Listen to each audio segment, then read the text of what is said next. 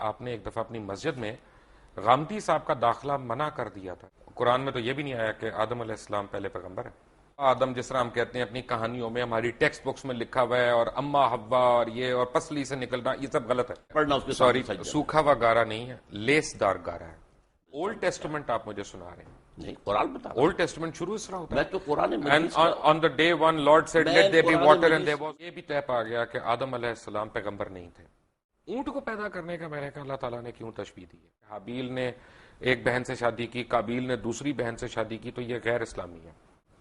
قبلۃ الاول بیت القدس کیسے ہے؟ پوری امت مسلمہ بے وقوفی کی بات کر. تو خانہ کعبہ میں بھی تو 300 بت تھے نا. خانہ کعبہ میں بھی ہم سے پہلے کفار تھے. اگر وہ کل آ جائیں اپنی فردیں نکال کے کہ جناب اب اس کا جو ہے نا وہ ہمارے نام کر دیں رجسٹری, تو ہم دے دیں گے ان کو. میرا تھیسس یہ ہے بہت معذرت کے ساتھ کہ ہمارے تمام علماء دین اکابرین ہمارے, انہوں نے جو ہمارے مائنڈز میں گھوڑ کے پلایا ہوا ہے کہ یروشلم یروشلم بیت القدس قبلہ اول, یہ سب غلط ہے.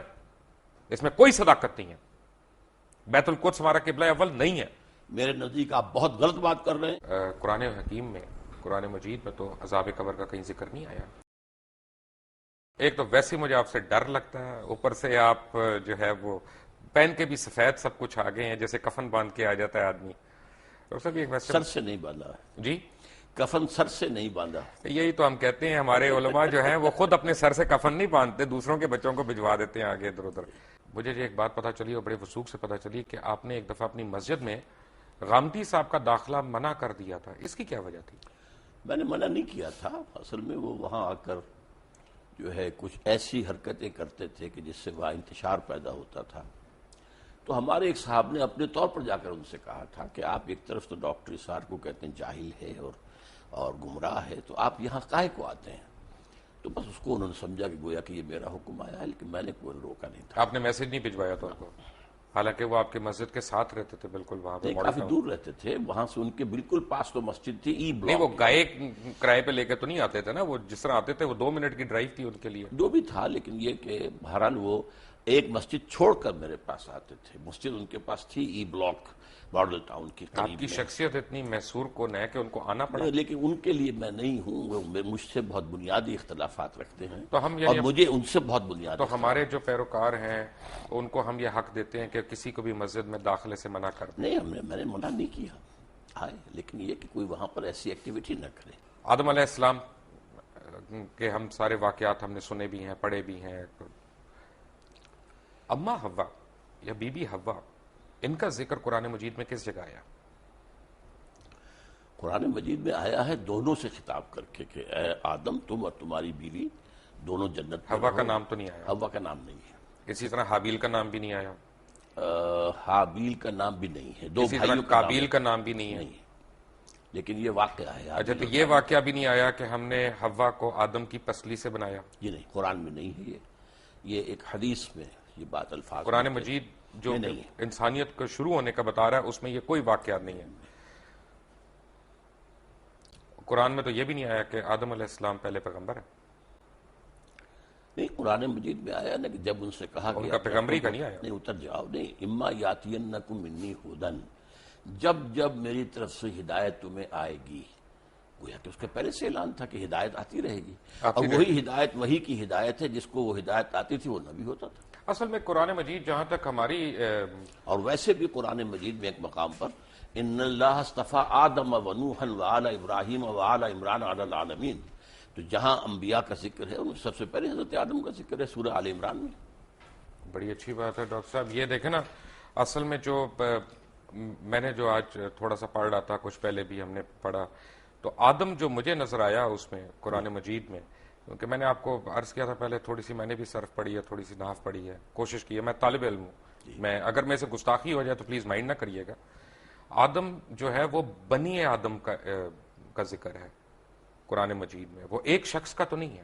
مثلا میں آپ کو ایک آیت دکھاؤں, پڑھ کے سناؤں؟ نہیں, لیکن بہت سی جگہوں پر آدم ایک کی حیثیت سے. اصل میں یا آدم اسکن انت وزوجک الجنہ, اے آدم تم اور تمہاری بیوی رہو جنت کے اندر. تو یہاں بنی کہاں ہے؟ وَلَقَدْ خَلَقْنَا, یہ آیت آپ سورہ اعراف کی پڑھ رہے ہیں. جی بالکل ٹھیک ہے, تو یہ قرآن مجید میں مختلف تعبیرات ہیں. جی, صورناکم ثم قلنا للملائکۃ اسجدوا, اب اس سے اندازہ جو ہے یہ لگایا جا سکتا ہے کہ شاید پہلے ایک نوع جو ہے نوع آدم وہ پیدا ہوئی ہے، یعنی پوری ایک خلقت، ایک خلقت، ایک نوع، ایک آدمی نہیں، ایک سپیشیز، ایک آدمی نہیں، ان میں سے ایک آدمی چنا گیا ہے۔ یہ ہے در حقیقت اس آیت سے جو بات نکلی۔ تو جو ہمارے ذہن میں کانسیپٹس ہیں کہ آدم علیہ السلام، بابا آدم جس طرح ہم کہتے ہیں اپنی کہانیوں میں، ہماری ٹیکسٹ بکس میں لکھا ہوا ہے، اور اما حوا اور یہ اور پسلی سے نکلنا، یہ سب غلط ہے۔ پسلی سے نکلنے کا قرآن میں کہیں کوئی ذکر نہیں ہے، اور یہ غلط ہوا نا پھر۔ اب میں نہیں کہہ سکتا، اور لیکن یہ کہ قرآن میں ذکر نہیں ہے اس کا یہ مطلب اگر ڈاکٹر صاحب کوئی چیز قرآن میں نہیں ہے تو غلط ہے۔ قرآن مجید میں اگر ذکر ہی نہیں ہے تو غلط ہوا نا۔ نہیں، ضروری نہیں ہے، قرآن میں ہر شے تو نہیں ہے، قرآن مجید میں ایٹم بم کا ذکر تو نہیں ہے، تو یہ تو نہیں کوئی بات ہوئی۔ وہ تو ایک بات ہے جس کا ذکر کیا، جس کا ایٹم بم سے ہمارے دین کا تو تعلق نہیں ہے نا۔ نہیں، لیکن یہ کہ آدم حوا سے بھی بڑا آدم حوا سے تو کیا، آدم سے ہے، آدم نبی تھے۔ کون سی حدیث میں ذکر ہے حوا کا؟ کس کا؟ بی بی حوا کا۔ پھر میں احادیث پر میری کوئی زیادہ نگاہ نہیں ہے، لیکن یہ کہ قرآن مجید میں ان کی زوجہ کا ذکر ہے۔ کیا یہ صحیح نہیں ہے ڈاکٹر صاحب؟ کیونکہ آپ اف آئی میں کم ٹو یو اگین، آپ کے ذاتی سوال میں کر رہا ہوں، کیونکہ آپ کی بھی ٹیچنگز وہی ہیں جو بہت پہلے جب آپ جماعت اسلامی میں ہوتے تھے، اور جب آپ نے جماعت اسلامی چھوڑی تو وہ ہم کہتے ہیں نا کہ جماعت ایک ایسا کمبل ہے کہ بندہ چھوڑتا ہے کمبل، لیکن کمبل بندے کو نہیں چھوڑتا، تو وہ آپ کے اوپر آج تک وہ حاوی ہیں ٹیچنگز۔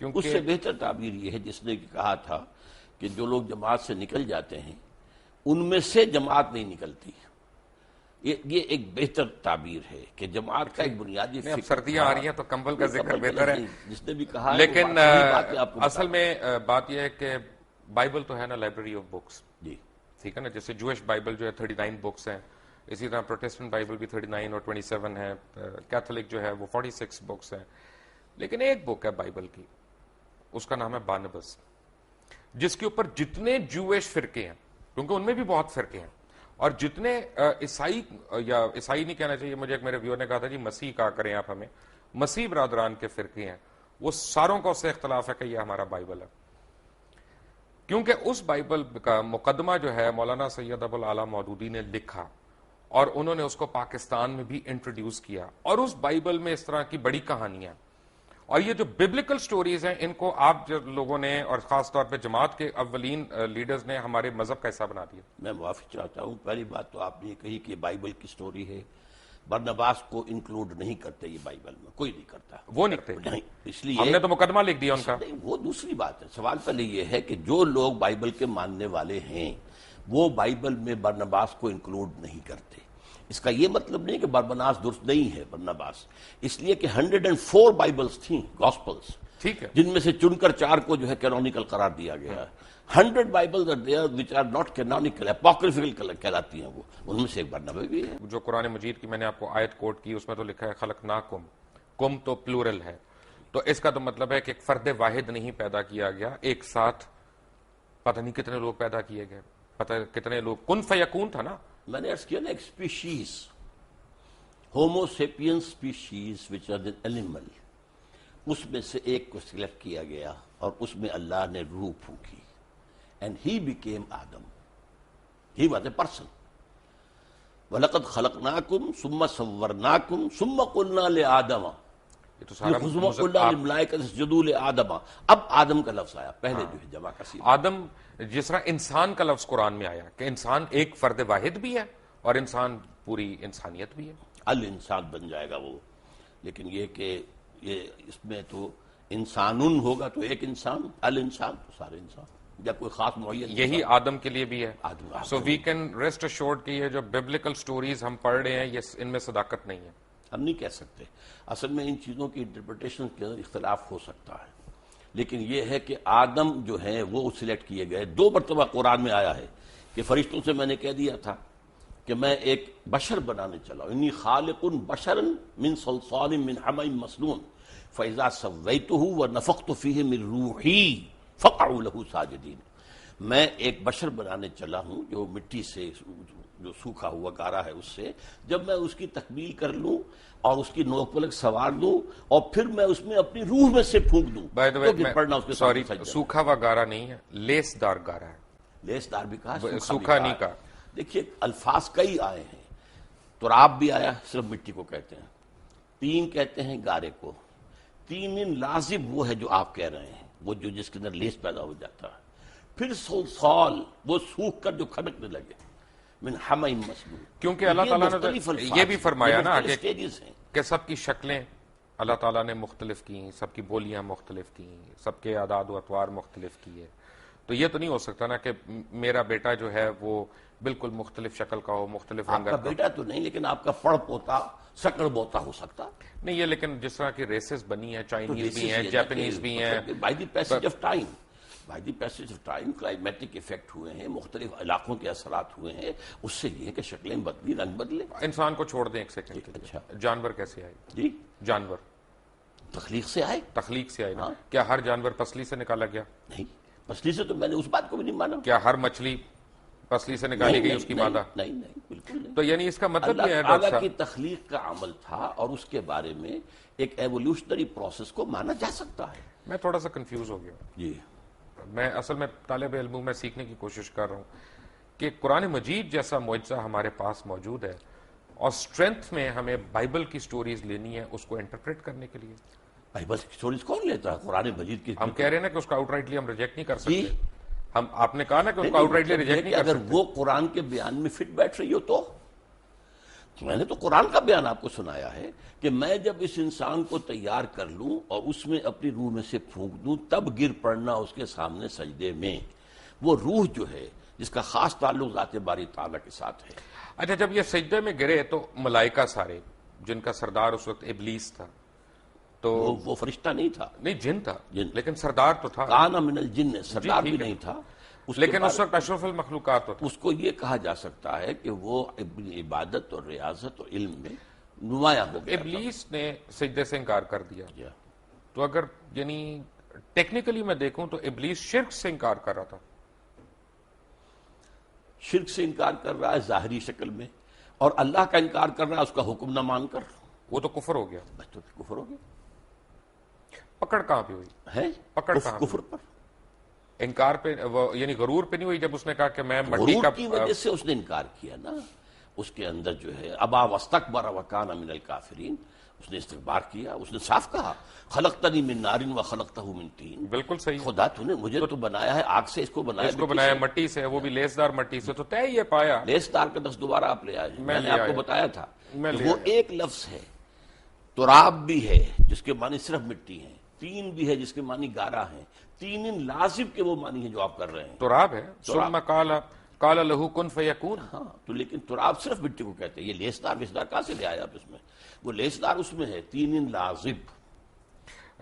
جو آپ کہہ رہے ہیں وہ سورۃ المومنون میں ہے، 12 نمبر آیت میں ہے کہ ہم نے انسان کو مٹی کے ست یا جوہر سے، اسے سوکھی مٹی سے اس سے بنایا. من سلالۃ من طین. جی. اور جوہر سورہ سجدہ کی آیت نمبر 7 میں بتایا گیا ہے کہ جو بھی چیز اس نے بنائی خوبی بنائی، اور انسان کی تخلیق کی ابتدا مٹی کے گارے سے ہوئی.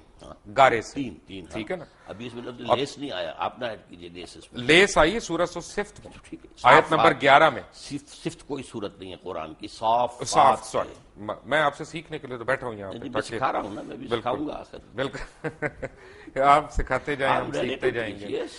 تو اس کا مطلب ہے کہ غرور اللہ کو نہیں پسند. بالکل نہیں پسند. تو جب ہم یہاں پہ بیٹھتے اللہ کے حکم سے انکار اللہ کو پسند نہیں ہے. اللہ کے حکم کے غرور ہو تعلق گیا. ہونا چاہیے. غرور تھا، حسد تھا، اس لیے کہ وہ سمجھتا تھا کہ میں اعلیٰ ہوں. حسد تو بڑی عورتوں والی صفت ہو گئی. نہیں، مردوں میں بھی ہوتی ہے. اچھا، تمام یہودیوں کے بارے میں قرآن کہتا ہے حسدم من انفسہم. اے مسلمان، جو تم سے حسد کی بنیاد پر یہ چاہتے ہیں کہ تم سے یہ نعمت جو ہے اسلام کی وہ چھن جائے. اصل میں تو وہ بھی مسلمان ہی تھے، لیکن انہوں نے حضور کو ماننے سے انکار کیا. تو بالکل. کافر ہو گئے. یہودی اور عیسائی یہ سارے مسلمان ہی تو تھے، اپنے کیونکہ دین ابراہیم ہے. اپنے اپنے وقت کے مسلمان تھے. یہ بڑی اچھی آپ بات بتا رہے ہیں. مجھے آنیسٹلی مجھے جو ہے نا اس کا تو یہ طے پایا کہ جب اللہ تعالیٰ نے کائنات کی تشکیل دی تو نہ صرف بنی نوع انسان بلکہ تمام جانور، چرند، پرند جتنے بھی ہیں وہ نر اور مادہ جوڑوں میں اس نے پیدا کیا. یہ بیک وقت نہیں ہے، اس کے اندر ایک ایوولوشن ہو سکتا ہے، لیکن کن فیکون ہے نا. کن فیکون اس کے بیچ میں ہمیں یہ نہیں پتا گیپ کتنا ہے. ہاں تو یہ اصل نا کن فیکون بھی قرآن میں آتا ہے، اور یہ بھی آتا ہے 6 دنوں میں پیدا کیا. وہ تو بائبلیکل اس ڈیز. کائنات کو قرآن میں ہے. बिब्लिकل डेज की बात कुरान में है 6 लेकिन आसमानी दिनों की बात कुरान नहीं। है, जो भी कहा जाए 6 दिन तो कहा उनकी जाए, ड्यूरेशन का नहीं पता आपको? ड्यूरेशन नहीं तो कोई ना कुछ तो ड्यूरेशन होगी। 6 दिन कम से कम 24 घंटे वाले होंगे या 24,000 घंटों वाले होंगे, कोई दिन तो होंगे ना। इसलिए देखिए 2 चीजें हैं, एक आलम अम्र है, एक आलम खल्क है। आलम अम्र में अल्लाह का हुक्म है कुन फयकून, जो कहता है फौरन हो जाता है। Time is not involve at all, process is not involve either, no time, no process भी नहीं है। प्रोसेस तो ये अल्लाह के कह। और एक है खल्क, खल्क में ऑलवेज टाइम इज इन्वॉल्व। आसमान और जमीन 6 दिन में पैदा किए, बच्चा माँ के पेट में 9 महीने में। तो ये तो ओल्ड टेस्टामेंट आप मुझे सुना रहे हैं। नहीं, कुरान बता। ओल्ड टेस्टामेंट शुरू इस तरह होता है। मैं तो कुरान में And on the day one, Lord said, "Let there be water," and there was water. On the day two, Lord said, "Let there be light," and there was light. मैंने तौरात पढ़ी भी नहीं है ज्यादा, लेकिन ये कि मैं समझता हूँ कि बहुत सी चीजों में इत्तेफाक वैसे हमें पढ़नी चाहिए तौरात। ठीक है। तौरात भी अल्लाह की किताब है, हमारी किताब है। हम why do we have to be absolved from it? नहीं, हम ये नहीं कहते, लेकिन ये ज्यादा जिसको मैं कह रहा हूँ मेरा मौजू नहीं हम है। और ऐसी, लेकिन मैंने जो कुछ पढ़ा है तो मुझे उसके अंदर कोई तजाद नजर हम नहीं और आया। ऐसी पढ़ एक ही बात की तजाद नजर आया। बाइबल कहती है कि अल्लाह ने 6 दिन में कायनात बनाई, 7वें दिन आराम किया। कुरान कहता नहीं, वमा मस्सना मिन लुगूब वलक़द खलक़ना समावाति वल अर्ज़ वमा बैनहुमा फी सित्तति अय्यामिन वमा मस्सना मिन लुगूब। हमने 6 ही दिनों में आसमान और जमीन को पैदा किया, लेकिन हमें कोई तकान नहीं हुई कि आराम की जरूरत है। राइट। ये भी तय पा गया कि आदम अलैहिस्सलाम पैगंबर नहीं थे। किसने कह दिया आपसे? कहाँ पे से? मैंने तो कहा, सूरह आल इमरान की आयत का हवाला आपको दे रहा हूं, इन्नल्लाह अस्तफा आदम व नूहन व आला इब्राहीम व आला इमरान अलल आलमीन। ये तमाम सिलसिले जो अंबिया के हैं उनमें सबसे पहले नाम आदम का है। आदम का है, लेकिन आदम वो आदम फर्स्ट नबी। वो उस मखलूक में से एक शख्स चुना निकला गया। गया, फिर उसके बाद उनकी औलाद होनी थी। ठीक जमीन पे है। भेजा। ब्रेक में आपसे बात कर रहा था सूरह गाशिया की एक आयत की। मैं आता हूं अपने असल मौजू की तरफ। बेटे कल मैं इस पे गौर कर रहा था। आप मुझे तस्हीह करते जाएं अगर मेरी वो आयत जुबानी मुझे सही याद ना हो। अफला यंजुरूना इलल इबिल इलल इबली कैफ़ खुलिक़त व इलस समाई कैफ़ रुफ़िअत। नहीं, मैं यहीं तक खुलिक़त तक, क्योंकि ये बड़ी एक मेरे लिए माना खेज आयत थी, क्योंकि पढ़े तो हमने कई दफा है, लेकिन कल जब मैं इसका तर्जुमा भी देख रहा था तो मैंने कहा अल्लाह ताला ने इसमें जैसे कहा कि जी हमने क्या तुमने देखा नहीं, हमने ऊंट को पैदा किया, कैसा बनाया। तो ऊंट को पैदा करने का मैंने कहा अल्लाह ताला ने क्यों तशबीह दी है? इसलिए दी है कि अरब जो है वो जिस चीज से वाकिफ था और जिससे दिन रात उसका वास्ता था, उसके अंदर जो हिकमत तख्लीक है अल्लाह की, सेहरा का जहाज उसे कहते हैं। एक एक हफ्ते पानी उसे न मिले उसे परवाह नहीं है, खाने को न मिले उसे परवाह नहीं है। फिर वो जो है उसकी इतनी ऊंची गर्दन कर दी गई है कि कीकर का दरख्त कोई हो सामने उसको जो उससे अपना नाश्ता कर लेता है। तो ये सारी चीजें दर हकीकत ये हैं कि अल्लाह ताला की तख्लीक के अंदर हिकमत जो मुस्बर है कि जिस इलाके के लिए उसको रहना है उसके लिए वो किस कदर मुनासिब है और वहाँ के लोगों के लिए किस कदर मुफीद है। माशाल्लाह। लेकिन मेरा अपना उस वक्त जो एक अंडरस्टैंडिंग मुझे हुई, यानी अल्हम्दुलिल्लाह हम भी मुसलमान हैं, हम कमज़ोर मुसलमान सही, लेकिन हमें भी हक है अपनी इंटरप्रिटेशन करने का। मुझे ज़रा सा एक डिफरेंट चीज़ समझ आई। क्यों मैंने ये सोचा कि ऊँट खाता क्या है, तो ऊँट वही कांटे भी खाता है, घास भी खाता है, नबातात खाता है। गाय क्या खाती है? गाय भी सब कुछ वही खाती है जो ऊँट खाता है। बेसिकली तो घास फूस और ये पत्ते वत्ते अपना इसी तरह की चीज। तो उस मुनासिबत से ऊंट को तो जंगल में रहना चाहिए, या जिस वक्त वो नखलिस्तान में आए वो वहीं पे बैठ जाए और वो आगे जाए ना। लेकिन मुझे ये लगा कि अल्लाह ताला हमें ये बता रहा है कि देखो ऊंट जैसे हुजम वाले जानवर को, जिसमें इतनी ताकत भी है, दानाई भी है, और वो यानी वो जीरक किस्म का जानवर है, वो कोई मासूम सा खोता जानवर नहीं है बेसिकली। वो भी अपनी खोता भी जीरक होता है जी, अपनी मर्जी से जिंदगी नहीं गुजार सकता। ऊंट को भी वो करना जो हम उसको कह रहे हैं, हालांकि अल्लाह ने उसके लिए तय किया और अल्लाह ने उसको उसके माहौल के मुताबिक बॉडी दी है, उसकी फिजियोलॉजी ऐसी दी है कि जो उस माहौल के अंदर, उसको पांव ऐसे दिए हैं जो रेत में धंसते नहीं है, इतने चौड़े। इस नहीं, मैं उसकी ग़िज़ा के एतबार से कहता, दूध भी देना है, मैमल है ना बेसिकली एक किस्म, जिसकी कुर्बानी भी जायज है। गाय में और ऊंट में इनकी ग़िज़ा में फर्क कोई नहीं, लेकिन उनके रहन सहन नहीं, वो तो एक्लेमेटाइज होके होता है ना, जो है वो नबातात कांटा नहीं खाए, नहीं नबातात ही है ना, वो तो सेलुलोज वही बनता है ना, जाके उसके पेट में जाके वही सेलुलोज बनता है। आप तो माशाल्लाह मेडिकल डॉक्टर भी हैं। तो मेरे और आपके पेट में ही बनता है। राइट डॉक्टर साहब, मेरे पेट में तो पता नहीं क्या क्या बनता है, उसके बाद दवाइयां खानी पड़ती हैं। तो अच्छा, तो तय ये पाया کہ یہ سورہ مائدہ کی ایک آیت میں نے نکالی ہوئی، اور یہ میں اس کا ترجمہ پڑھ دوں اپنے ناظرین کے لیے کہ ان پر آدم کے 2 بیٹوں کی پیش گوئی، یعنی جو اللہ تعالیٰ نے آدم علیہ السلام کے 2 بیٹوں کی پیش گوئی کی، ان کا نام نہیں آیا، حابیل اور قابیل نام نہیں آیا. پیش گوئی کا لفظ نہیں، پیش گوئی نہیں، یہ وہ تو اس نے تشریح اوپر لکھی تو میں اس کا پہلے پڑھ گیا تھا. یعنی جو حابیل اور قابیل کا نام نہیں آیا، ٹھیک ہے نا، کہیں پہ 2 بیٹوں کا ان کا بتایا گیا. اب سوال یہ ہے، کیونکہ جب آپ نے یہ کہہ دیا نا کہ کافی پتہ نہیں ہزاروں سینکڑوں لاکھوں اللہ تعالیٰ نے انسان ایک ساتھ تیار کیے، ایک ساتھ پیدا کیے کن فیکون کہہ کے، تو پھر مجھے ٹھیس پہنچی ہے. اس کا مطلب ہے کہ انسیسٹ نہیں ہوا کہیں پہ، کیونکہ جو ایک عام تاثر ہم لوگ لیتے ہیں کہ حابیل نے ایک بہن سے شادی کی، قابیل نے دوسری بہن سے شادی کی، تو یہ غیر اسلامی ہے. اس کی تو کیونکہ اس وقت مخلوق اتنی زیادہ تھی تو انہوں نے دوسروں سے کی. پہلی بات تو یہ ہے کہ یہ بات قرآن میں نہیں ہے، البتہ احادیث میں ہے. اور ظاہر بات ہے کہ یہ انسیسٹ کب جا کے حرام قرار دیا گیا، اور جب تک حرام نہیں قرار دیا گیا اس وقت تک اللہ کی طرف سے جائز تھا تو ٹھیک تھا. ایسے یہ جان لیجئے کہ جو میں نے کہا تھا کہ ایک پوری سپیشیز تیار کی گئی ہے، اس میں سے ایک پرسن آدم ہے، اس کے بعد نسل آدم کی چلیے، باقی سپیشیز پوری جو ہے ختم ہو گئی.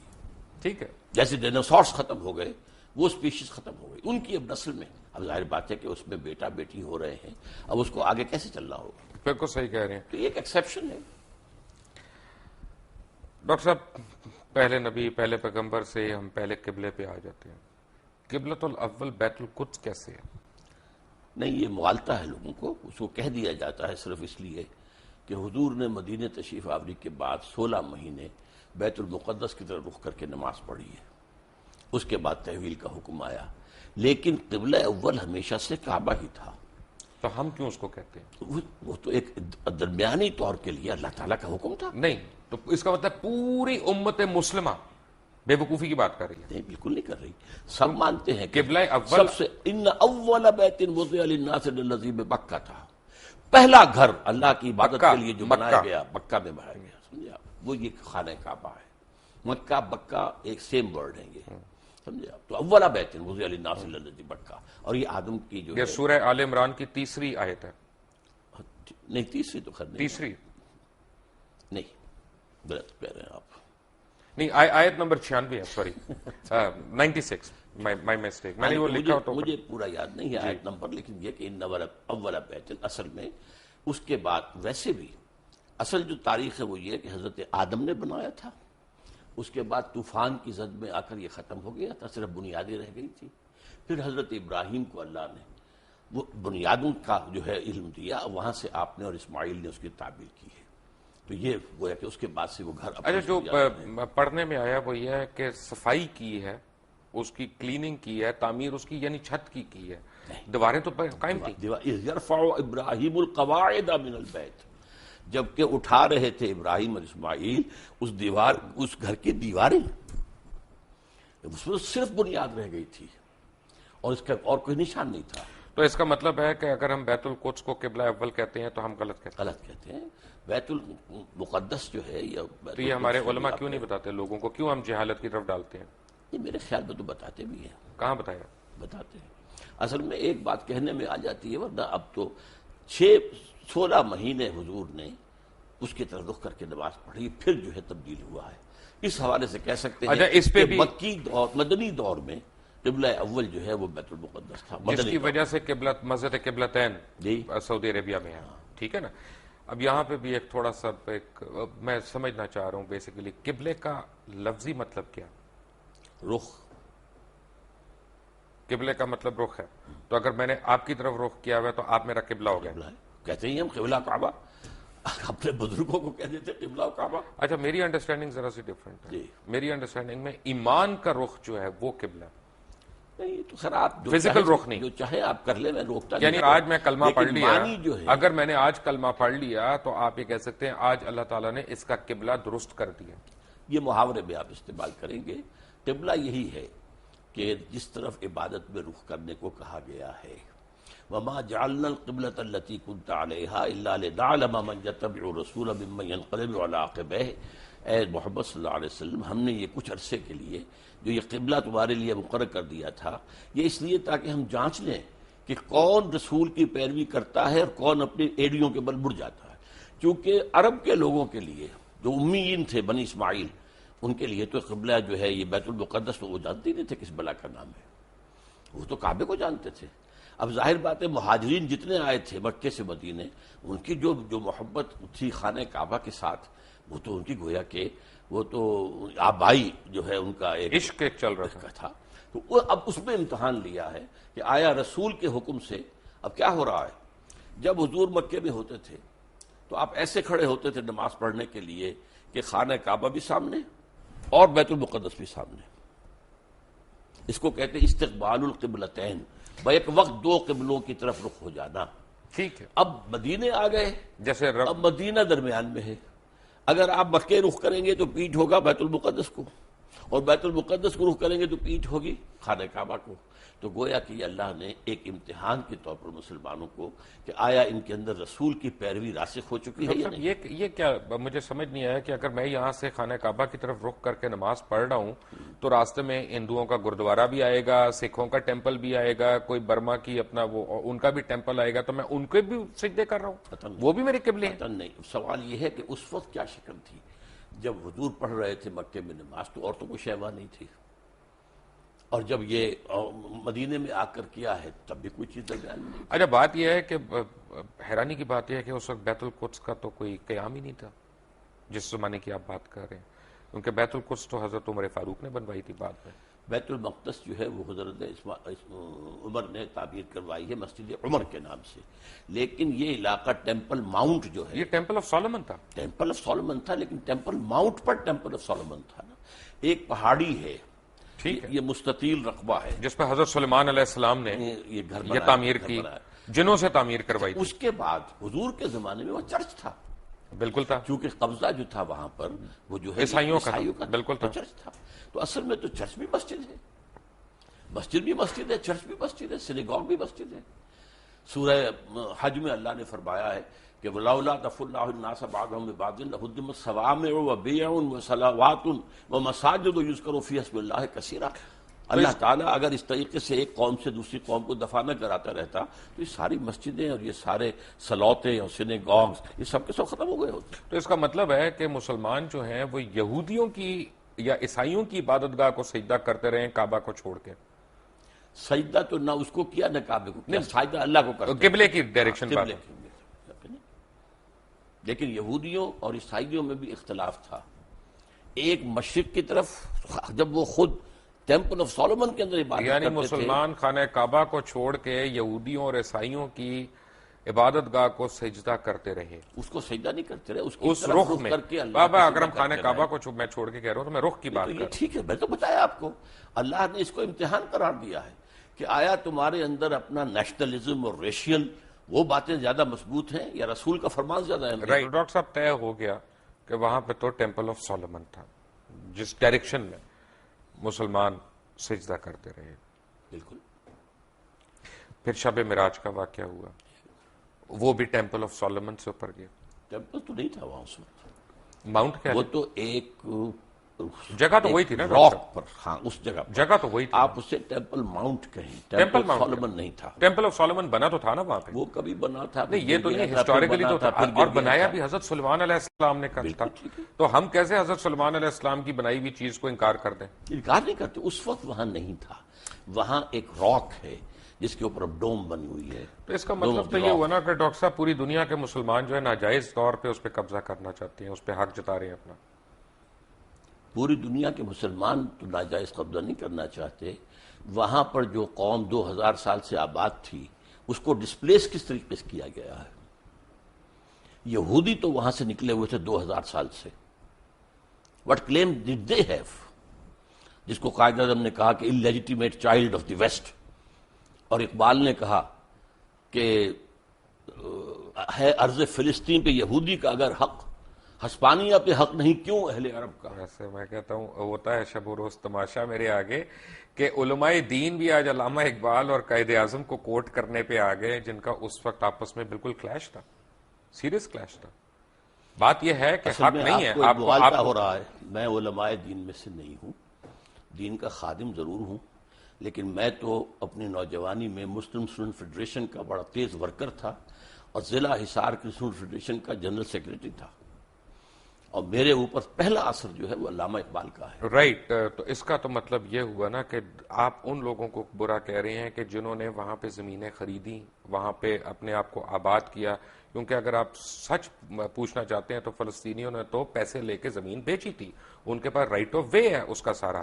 آپ کس طرح ان کو ڈسپلیسمنٹ کی بات کر رہے ہیں؟ رائٹ آف وے نہیں تھا ان کا، اس لیے کہ جب ہینڈ اوور کیا ہے یروشلم عیسائیوں نے حضرت عمر کو، تو جو انہوں نے ڈکٹیٹ کرائیں گی ٹرمز، ان میں سے ایک یہ تھی کہ آپ یہاں یہودیوں کو آباد نہیں ہونے دیں گے. یہ ایک معاہدہ تھا حضرت عمر کا اور اس وقت کے عیسائیوں کا. حضرت عمر نے رعایت یہ برتوائی تھی کہ ٹھیک ہے یہودی یہاں آ سکتے ہیں to visit their holy places, لیکن یہاں وہ کوئی زمین نہیں خریدیں گے، کوئی مکان نہیں خریدیں گے، جائیداد نہیں خریدیں گے، سیٹل نہیں کریں گے. اچھا یہاں پہ پتہ ہے، فرض کریں آج ہم ایک مناظرہ کرتے ہیں اسرائیل والوں سے اور ان سے کہتے ہیں کہ جی یہ تم ہمیں دے دو یروشلم، کیونکہ ہمارا اس پہ رائٹ ہے، حضرت عمر فاروق کا بھی اس پہ معاہدہ ہوا تھا اور وہ ہمیں دے دیتے ہیں کہ جی ہم تم سے پہلے تھے یہاں پہ، ٹھیک ہے. تو خانہ کعبہ میں بھی تو 300 بت تھے نا، خانہ کعبہ میں بھی ہم سے پہلے کفار تھے. اگر وہ کل آ جائیں اپنی فردیں نکال کے کہ جناب اب اس کا جو ہے نا وہ ہمارے نام کر دیں رجسٹری، تو ہم دے دیں گے ان کو. یہ آپ ایک ایسی بات کر رہے ہیں جس کا کوئی امکان نہیں. وہ سب کے سب اسلام لے آئے تھے، ان کے باقیات تو کوئی ہے ہی نہیں. وہ لوگ جو تھے مشرکین مکہ کہاں رہ گئے؟ ہم نے بھی تو ڈسپلیس کیا نا. نہیں، کہاں ڈسپلیس کیا؟ ڈسپلیس وہی کے وہی مان مدینہ تو شہر ہی یہودیوں کا وہی تھا. کے یہودیوں کو ڈسپلیس کیا. کیوں کیا؟ انہوں نے معاہدوں کی خلاف ورزی کی. ہم نے ان کو ڈسپلیس کیا پہلے، اگر 1400 سال کے بعد انہوں نے ہمیں ڈسپلیس کر دیا تو کون سی برائی ہوئی؟ انہوں نے معاہدوں کی خلاف ورزی کی، اس کی سزا کے طور پر انہیں ڈسپلیس کیا گیا. حضور صلی اللہ علیہ وسلم نے مدینے جاتے ہی پہلے 6 مہینے میں جو کام کیے ہیں آپ نے، 6 months اور 3 کام کیے. نمبر 1 مسجد نبوی کی تعمیر، نمبر 2 یہودیوں کے ساتھ معاہدہ کر کے جکڑ لیا کہ اگر ہم پر حملہ ہوگا مدینے پر تو جوائنٹ ڈیفنس کریں گے ہم مل کر، اور نمبر 3 مہاجرین اور انصار کی آپس میں مواخات. یہ 3 کام. لیکن اس کے بعد یہودیوں نے آنر کیا اور مسلمانوں نے آنر نہیں کیا. جب اپنا کروسیڈ شروع ہوئی ہے، یروشلم کے اوپر عیسائیوں نے حملہ کیا تو انہوں نے مسلمانوں سے زیادہ تعداد میں یہودیوں کو قتل کیا. عیسائیوں نے مارا نا. عیسائیوں نے مارا، آپ جو بات کر آپ نے رہے ہیں، ان کو پہلی سپورٹ نہیں کیا. آپ نے یہودیوں کی ایگزٹ کلوز وہاں پہ لے لی اپنے. تو آپ نے خود بیان کی تھی نا کہ آپ نے ڈسپلیس کیا انہیں. ہم نے ڈسپلیس کیا. کیوں کیا؟ کس لیے کیا؟ کہ انہوں نے خلاف ورزی کی. کوئی خلاف ورزی نہیں کی. اب آپ کی تو ڈاکٹر صاحب یہ تو مجھے انہوں نے بتائیں نا معاہدہ کون کیا تھا اس کی خلاف ورزی کی. معاہدے تو ہم نے بھی کئی خلاف ورزیاں کی ہیں. اب یہ تو خیر زرداری صاحب عبداللہ بن ابی تو مسلمان تھا، عبداللہ بن ابی یہودی تو نہیں تھا. تو اسے کیا کہا ہے؟ نہیں، اس نے کافی منافق نہیں تھا، منافقوں کا منافق سردار تھا، نہیں تھا. لیکن اس کو کیا کیا وہ اسلام ہم سے بڑا منافق کون ہے دنیا کون میں؟ ہے؟ لیکن یہ کہ اس کو کیا کیا حضور نے؟ قتل کیا، اس کو مارا، نہیں، اس کی نماز جنازہ نہیں پڑھائی. پڑھائی. کون کہتا نہیں پڑھائی؟ اللہ تعالیٰ کا پھر حکم Don't know it. اللہ تعالیٰ نے پھر کہا کہ یہ اچھا نہیں بعد کیا. میں کہا. بعد میں کہا. ٹھیک ہے، اسی لیے تو آپ سے میں پوچھ رہا ہوں. ہاں، اسی لیے تو آپ سے میں پوچھ رہا ہوں. بات پوچھنے کے رکھیے پھر. لیکن اس کا مطلب ہے کہ ہمارا رائٹ تو کوئی نہیں ہوا نا بیت القدس پہ. بیت القدس پر یہ اخلاقی کہ رائٹ جو ہے نا. وہاں کے لوگ ہیں ان کا رائٹ ہے، ان کو جو ہے وہاں سے ڈسپلیس کیا گیا ہے، زیادتی کی گئی ہے. اس حوالے سے تو یہ تو آپ ایک ہیومنٹیرین بیسس پہ کہہ رہے ہیں نا، Humanitarian انسانی حقوق سوال کے اوپر یہ کہہ ہے رہے کہ ہیں. یہ جو اب یہودیوں نے اپنا پورا زور لگایا تھا، آپ معلوم ہوگا سلطان عبدالحمید خان وہ بہت زیادہ مقروض تھا، بہت مقروض تھا، اور یہودیوں نے آفر کی تھی کہ آپ سارا قرضہ آپ کا ادا کر دیتے ہیں، آپ ہمیں وہاں آباد ہونے کی اجازت دے دیں. انہوں نے انکار کر دیا کہ جو معاہدہ عمر سے ہوا تھا رضی اللہ تعالیٰ عنہ، میں اس کے خلاف. لیکن اس کے بعد فلسطینیوں نے اپنی زمین بیچی وہاں پہ. تو یہ کہ جب وہاں پر بالفور ڈکلیریشن کے ذریعے سے انہیں حق دیا گیا ہے تب وہ آئے ہیں نا وہاں پر. بھائی وہ اور بیچی بھی فری ہے. تو نہیں آئے، وہ یہاں پہ ایسے تو نہیں کہ ایم این اے نے قبضہ کر لیا پلاٹ کے اوپر. کیے ہیں، نہیں یہ بھی کیا. ڈاکٹر صاحب انہوں نے پیسے دیے، ان کے پیسے پاس بھی فردیں دیے. موجود ہیں، نہیں، کیا نہیں، باتیں کر قبضہ بھی رہے کیا. ہیں؟ ملکیت ہے ان کے پاس. پرانے لے کر نکل آئے اپنے پاس 2500 پرانے ڈاکومنٹس کی، یہ تو ہماری جگہ تھی. کون ان کو روکنے والا تھا وہاں پر؟ یہ ضرور ہے، یہ بھی کیا ہے شروع میں جو آپ کہہ رہے ہیں کہ ایک شخص سے کہا گیا کہ آپ کا مکان کیا ہے، اس نے کہا 2 چلیں لاکھ اس کا مطلب ہم 3 لاکھ دیتے ہے، ہیں. اس کا مطلب ہے کہ ہمارا اخلاقی سٹینڈ ہے، دینی سٹینڈ کوئی نہیں ہے فلسطین پہ، یروشلم پہ. آپ اخلاق کو دین سے علیحدہ کیوں کرتے ہیں؟ میں اس لیے علیحدہ کر رہا ہوں کیونکہ قرآن مجید میں کہیں پہ بھی ایک بھی آیت یروشلم کے حق میں نہیں آئی.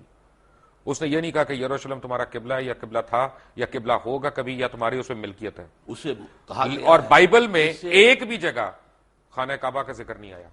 اس کو چھوڑیے آپ، بکہ کے لفظ جو وہ لائے ہیں وادی بکا بنا دی ہے، وہ بکہ ہی تھا وہاں پر، لیکن یہ کہ قرآن مجید تو کہتا ہے سبحان الذی اسریٰ بعبدہ لیلا من المسجد الحرام الی المسجد الاقصی الذی بارکنا حولہ.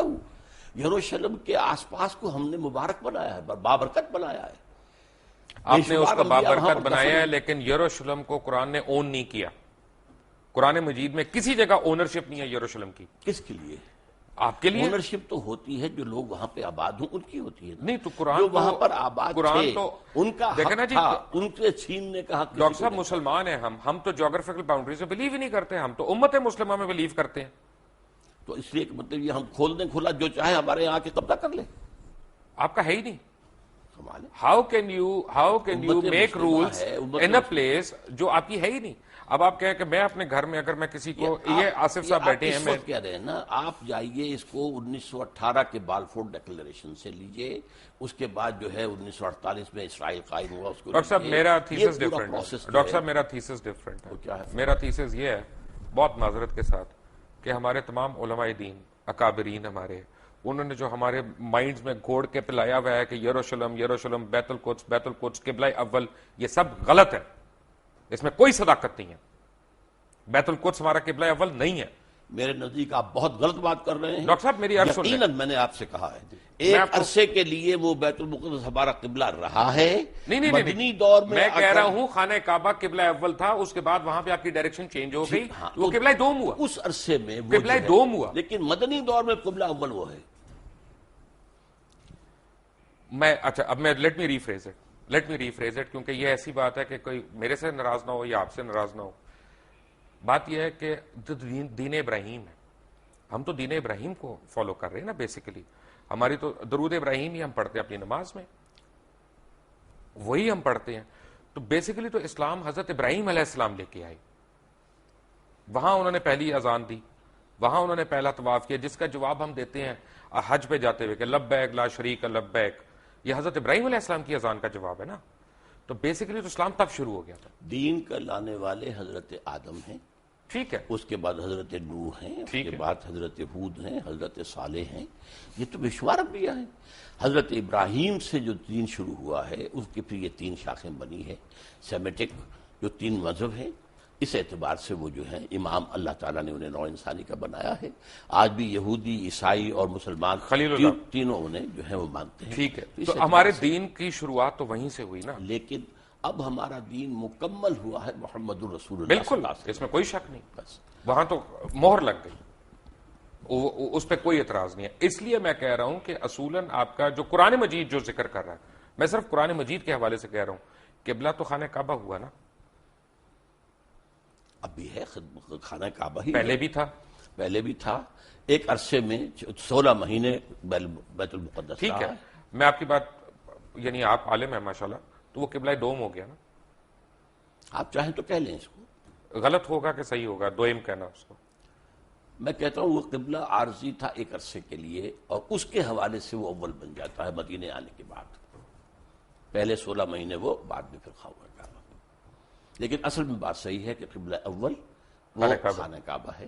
یہاں تک کہ جو ان کا ہوتا تھا حضرت موسیٰ علیہ السلام کے بعد جو بنی اسرائیل کا ایک عبادت گاہ ہوتی تھی، وہ خیمہ ہوتا تھا. رائٹ. وہ خیمہ جہاں جا کے لگاتے تھے اس کا رخ ایسا ہوتا تھا کہ قربانی کرتے ہوئے جنوب کی طرف رخ ہوتا تھا. رائٹ.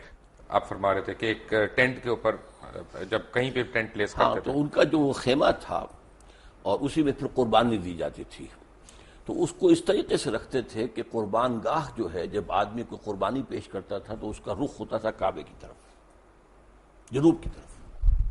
یہ ان کا ٹینٹ تھا جو ان کا گویا کہ اس وقت کوئی ابھی ٹیمپل سولومن نہیں تھا، کچھ نہیں تھا، صحرا کے اندر تھے یا وہاں. تو یہ ٹینٹ بھی اصل قبلہ وہی تھا، ان کا بھی قبلہ وہی تھا. تو اس اعتبار سے قبلہ اول اصلی قبلہ بیت اللہ ہے. البتہ یہ ہے کہ حضور صلی اللہ علیہ وسلم کے دور میں 16 مہینے کے لیے بیت المقدس کو قبلہ مانا گیا ہے، نماز پڑھی گئی ہے. اس اعتبار سے بعض اوقات اس کو قبلہ اول کہتے تھے. ٹھیک ہے. عذاب قبر، جی میں نے کتاب بھی پڑھی، موت کا منظر، مرنے کے بعد کیا ہوگا، یہ وہ. قرآن حکیم میں، قرآن مجید میں تو عذاب قبر کا کہیں ذکر نہیں آیا ہے. قرآن مجید میں ذکر یہ ہے کہ آل فرعون کو صبح شام آگ پر پیش کیا جاتا ہے، النار یعرضون علیہا، عشیًا، کوئی اس طرح کے الفاظ ہیں، تو پیش کیا جاتا ہے۔ وَيَوْمَ الْقِيَامَةِ أَدْخِلُوا آلَ فِرْعَوْنَ النَّارَ، قیامت کے دن وہ داخل کیے جائیں گے۔ یوم یقوم الحساب۔ ہاں، اس کے بعد جو ہے اصل داخلہ ہوگا، لیکن یہ ہے کہ یہ در حقیقت ایک انٹرمیڈیری فیز ہے، اور اس میں بھی ایک طرح کی کچھ سیمی کانشسنس، یہ ہم نہیں کہتے قبر کے اندر ہی ہو رہا ہے، بلکہ یہ عالم برزخ ہے۔ یہاں روح تو سے قبضے میں، عالم دنیا سے نکل کر عالم برزخ میں چلے گئے، روح تو قبضے میں۔ اب ہم نہیں جانتے کہ اس کی کیا شکل رہتی ہے۔ اصل میں عالم برزخ، عالم قیامہ، اس کے بارے میں جو کچھ معین کر کے بتا دیا گیا ہے، آنکھیں بند کر کے اس کو ماننا ہے۔ اس کی ڈیٹیلز میں جانے کے اندر خام خواہ کے جو چیزیں ہیں، غلط باتیں بحث تو میں اس کا مطلب یہ ساری جو کتابیں شتابیں ہیں، موت کا منظر، مرنے کے بعد کیا ہوگا، آدمی پڑھ کے ہی لرز جاتا ہے، یہ صحیح نہیں ہے۔ نہیں، میں کب کہہ رہا ہوں کہ صحیح نہیں ہے، یہ چونکہ احادیث نبویہ کے اندر موجود ہے۔ پہلے آپ نے صرف اصولی بات کی تھی، میں نے کہا تھا کہ اس کے اندر ہے، تو قرآن مجید میں یہ بھی ہے کہ یضاعف لہ العذاب یوم القیامہ، قیامت کے دن عذاب دگنا کیا جائے گا۔ یضاعف لہ العذاب یوم القیامہ، سورہ الفرقان کے اندر ہے۔ اس کا مطلب ہے کہ قیامت سے پہلے بھی عذاب کی کیفیت ہے۔ اس کو میں اس طرح بیان کیا کرتا ہوں کہ آپ اگر دیکھیں کسی شخص نے امتحان دیا ہے اور اب اسے معلوم ہے کہ میں جو کچھ کر کے آیا ہوں، تو رزلٹ ڈکلیئر نہیں ہو رہا، پہلے جان سوکھ رہی ہوتی ہے اس کی کہ جو بھی نتیجہ نکلنا مجھے تو معلوم ہے۔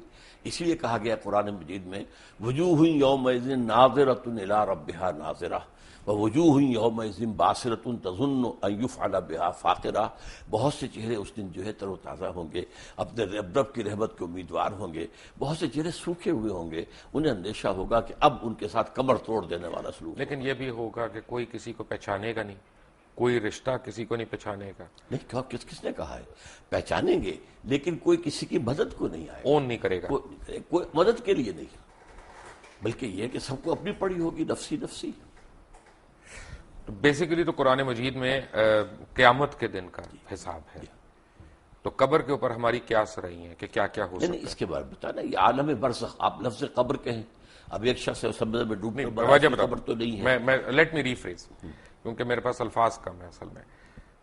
عالم برزخ میں تو آپ کی روح قید ہے، جی، آپ کی روح جو ہے وہ عالم برزخ میں قید ہے، لیکن آپ کا جسم جو ہے وہ تو قبر کے اندر ہے۔ ہم نہیں کہہ سکتے عالم برزخ میں انسان ہے، اور وہ کس کیفیت میں وہ ہم نہیں جانتے۔ ویسے یہ کہ یہ معاملہ جو ہے، مرے تو یہ ہے کہ کفار جو ہیں وہ بھی زندہ ہیں، ان پر بھی جو ہے جیسے کہ حضور نے کھڑے ہو کر جس یعنی گڑھے کے اندر دفن کیا تھا کفار کے جو مرے ہوئے لوگ تھے، ان سے خطاب کیا، تو اس حوالے سے یہ ہے کہ وہ بھی ہیں، لیکن ان کے لیے کچھ اور ہے، عالم برزخ اہل ایمان کے لیے کچھ اور ہے۔ اچھا، یہ کمنگ بیک، میں اس کے پارٹ 2 میں آ رہا ہوں کہ ہم بنی اسماعیل کا بھی ذکر نہیں ہے کہیں پہ قرآن میں، بنی اسرائیل کا ہے، بارہا ہے۔ آل یعقوب کی جب ہم بات کرتے ہیں تو اس میں بنی اسماعیل کو الگ تو نہیں کیا ہوا۔ آل یعقوب میں تو ہے ہی نہیں نا، بنی اسماعیل نہیں ہے، آل یعقوب میں تو نہیں ہے نا، حضرت ابراہیم علیہ بیٹے السلام، اسماعیل ان سے اسحاق، ہے، اور اسحاق دوسرے بیٹے ہیں، جی، اور اسماعیل ان سے جو ہے وہ جو ہے یعقوب ہیں، اور یعقوب کے 12 بیٹے ہیں، وہ بنی اسرائیل بنے تو ہیں۔ بنی اسماعیل کا تو ذکر نہیں بنی ہے۔ اسماعیل نہیں ہے، لیکن یہ کہ اسماعیل کا ذکر تو بار بار قرآن میں آیا، بار بار آیا۔ نہیں، اسماعیل کا نہیں، میں بنی اسماعیل کی بات کر رہا ہوں، جیسا بنی اسرائیل کا ذکر ہے۔ اسماعیل کو پھر قرآن مجید نے ایک نام اور دیا ہے، امیین۔ امیین، امیین، ٹھیک ہے۔ تو جب ہم یہ درود شریف پڑھتے ہیں کہ کما بارکت علی ابراہیم وعلی آل ابراہیم انک حمید مجید، bless us like you've blessed Abraham and the children of Abraham، یہ children of Abraham کون ہے؟ یہ انبیاء ہے نا آخر۔ اگر حضرت اسماعیل بھی تھے، حضرت اسحاق بھی تھے، حضرت اسحاق یعقوب بھی تھے، یعقوب کے 12 بیٹے بھی تھے، پھر حضرت یوسف بھی تھے، پھر ایک اور جو ہے تیسری بیوی بھی تھی حضرت ابراہیم کی، وہ قطورہ، تو بنی قطورہ کے اندر بھی مدین جو ہیں، حضرت شعیب جہاں بھیجے گئے وہ ان کی اولاد میں سے، یہ سارا خاندان ہے ابراہیم کا، آل ابراہیم۔ تو بیسیکلی یہ بنی اسرائیل کی بات ہو رہی ہے۔ بنی اسرائیل بھی، بنی اسماعیل بھی، بنی قطورہ بھی۔ سو ہم جو دعا مانگ رہے ہیں وہ یہ ہے کہ ہمیں بنی اسرائیل والوں کے، ان کے اکابرین کی طرح ہمیں بھی بخش۔ بنی اسرائیل، پھر آپ بار بار اپنے الفاظ میرے منہ میں نہ ڈالیے، میں یہ کہہ رہا ہوں کہ بنی اسماعیل بھی، بنی اسرائیل بھی، بنی قطورہ بھی، وہ سب حضرت ابراہیم کی آل ہیں، اور ان کو بلیس کیا اللہ نے۔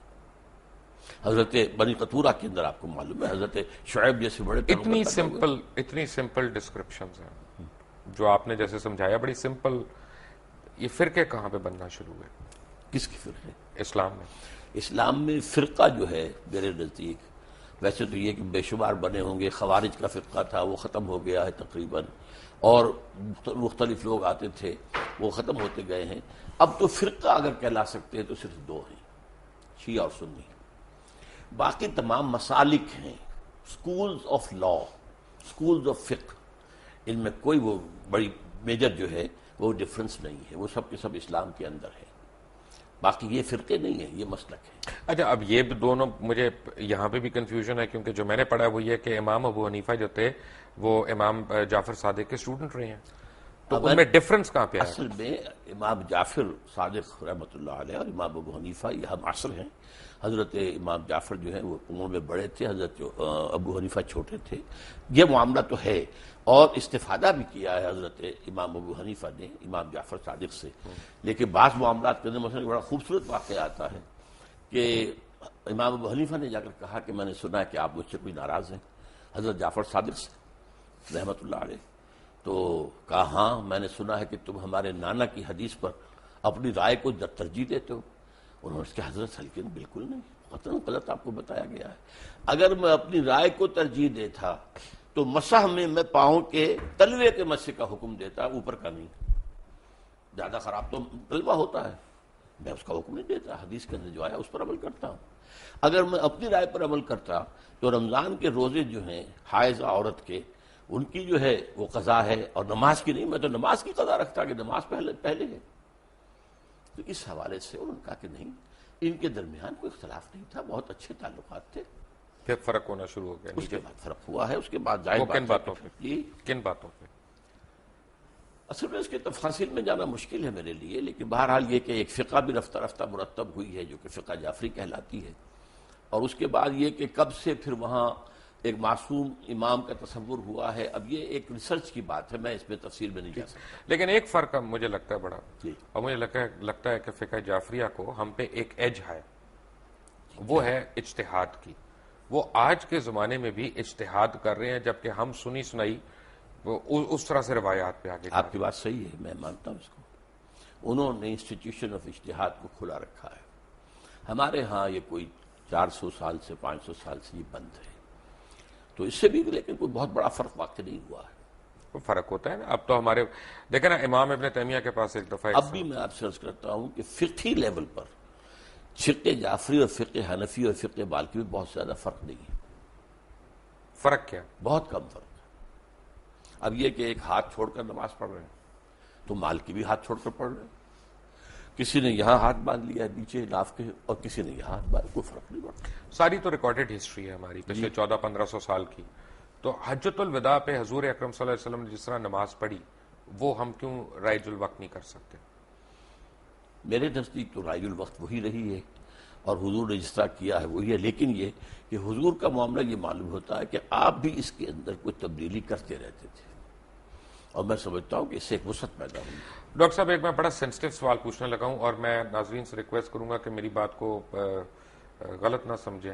میں اپنی علم کے لیے، کم علمی کا میں اعتراف کرتے ہوئے میں یہ سوال پوچھ رہا ہوں کہ ہم سارے احادیث کے ماننے والے ہیں، سنت کے ماننے والے ہیں، ورنہ مسلمان ہی نہیں کہلا سکتے. اگر کوئی بھی شخص کہے کہ میں سنت رسول کو نہیں مانتا یا احادیث کو نہیں مانتا تو وہ تو مسلمان ہی نہیں ہے.